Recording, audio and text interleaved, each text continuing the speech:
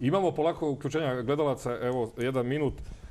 Samo moram da dam podršku mom prijatelju Peđi Peruničiću, ako je tačno da je pokrenuo inicijativu da se skloni ovaj predsjednik Saveza rukometnog. To je smešno kako su saopštenje poslali iz Rukometnog saveza.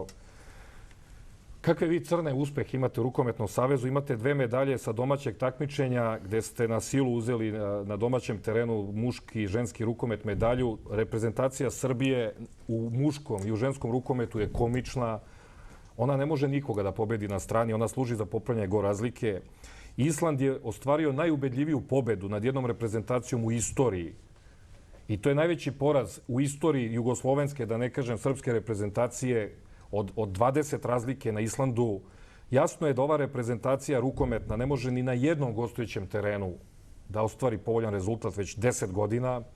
Klubovi ne postoje, prebrisani sa mape Evrope. Čista amaterska baza, leba nemaju da jedu. Velja Maranović piše neko saopštenje idiotsko u kome priča da je Savez 4. po EHF listi na svetu. Gde je to 4. na osnovu čega to? Gde su Francuzi već stalni prvaci sveta Evrope, gde je Katar uz pomoć legionara došao do vicešampionske medalje na domaćem terenu. Da ne pričam za Dance, stalne osvajače medalja, Špance. Gde si ti to drugi?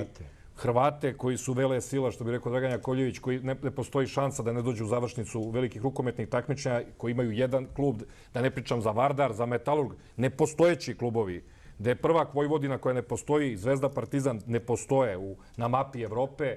On priča o nekim uspesima rukometa, o nekakvim medaljama, gde je jasno da je reprezentacija domaća, da na strani nema šta da traži ni ona, ni klubovi.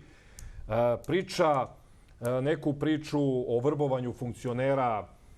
Velja Maranović koji je moć u rukometu stekao preko politike kao DSS-ov policajac, pa DS-ov policajac i tako dalje, koji je na bazi policijske snage, na bazi DSS, DS vlasti uzurpirao rukomet. Sad on napada Peđu Peruničića. Šta radi on tamo? Koje su mu zaista, znači, hitan rez u Rukometnom savezu, smena Marjanovića, jer ovako više ne ide, rukometni sport ne postoji, ni reprezentativni, ni klubski. Jedan pamflet koji je napisan kao saopštenje, ja sam se danas krstio i čudio dok sam čitao.